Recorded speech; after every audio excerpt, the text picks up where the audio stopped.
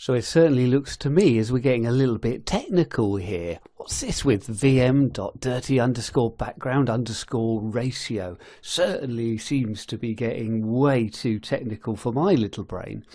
However, it's not really that difficult. What we're looking at is how we use our virtual memory, our kernel virtual memory. The background ratio, or the dirty background ratio, is saying the percentage of system memory that can be filled with dirty pages or pages in memory that have been written to and not yet flushed to disk. So we say how much of memory is used with these dirty pages before they're actually written to disk. The background side of things really mean that these are system processes rather than user processes. The idea of setting this is to put then more emphasis on our disk-based controllers, where we've either got WriteCache controllers or good WriteCache on our disks. We don't need to use our system memory. Correspondingly, the dirty ratio is our absolute maximum of system memory that can be filled with dirty pages. So this is then both user and background processes. So normally this is going to be a higher value than the system processes, because the system processes are the background processes. Here we're looking at all processes. So if we want to look at decreasing this cache, we first of all got to understand how our system is being used. So we can go through and look at proc VM stats, a part of our proc file system. And if we search for the number of dirty, this will tell me the number of page buffers that we currently have that contain data that haven't been written to disk. Of course, if you're doing this out of hours, don't expect this to be high. If we want to see what the current settings are, the current maximums, then we can use sysctl, so sysctl -a, and then go through and search with grep for vm.dirty. The defaults are going to be something like probably 30 and 10, so we can then go through and perhaps change them to 10 as an overall value and 5 as our system or background ratio. Let's take a look then at working on our command line.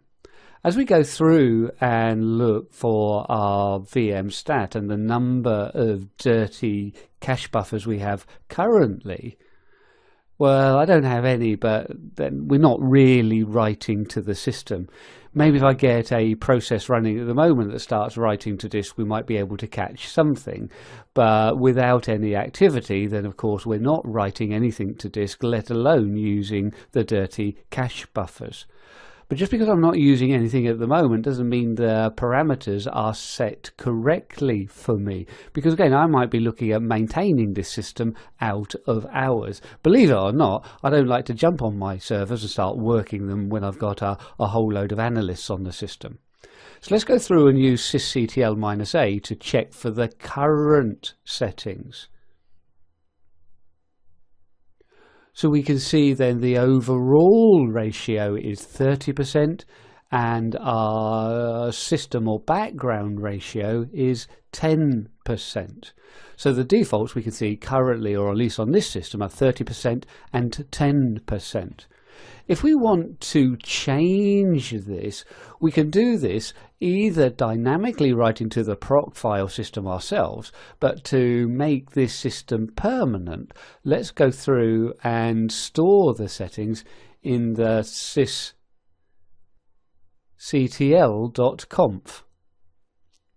So we can see that the default settings now live elsewhere. However, we can still override our settings here or in the etc sysctl.d directory. So I only got one setting to put in, so I might as well comfortably throw it into this file here. So for the sake of demonstration, we'll just put in one of the parameters for the moment just to see how this is going to work for us.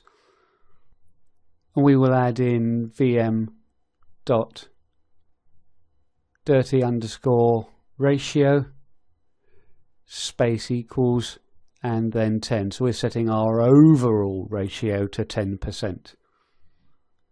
Now with that set, it will work on the next reboot, but we can read it in now so it becomes the current setting as well as on reboot. So sysctl-p, so we've now made that setting. And if we go through and search for all of our settings again, we can see then that we've been able to set then the dirty ratio equals 10. So of course that's leaving both my system process, the background ratio, to 10 and my overall ratio to 10. But again, I don't think it's going to be any harm on this system. So hopefully that gives you an idea of what we can do in trying to manage some of our disk performance.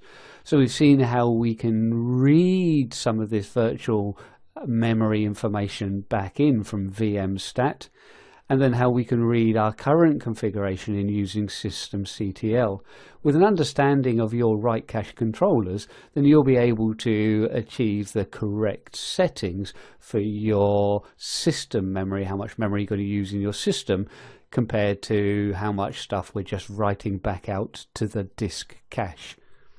So let's move back now to the slides where we can start to take a look at setting up and using iSCSI to share storage space on our network.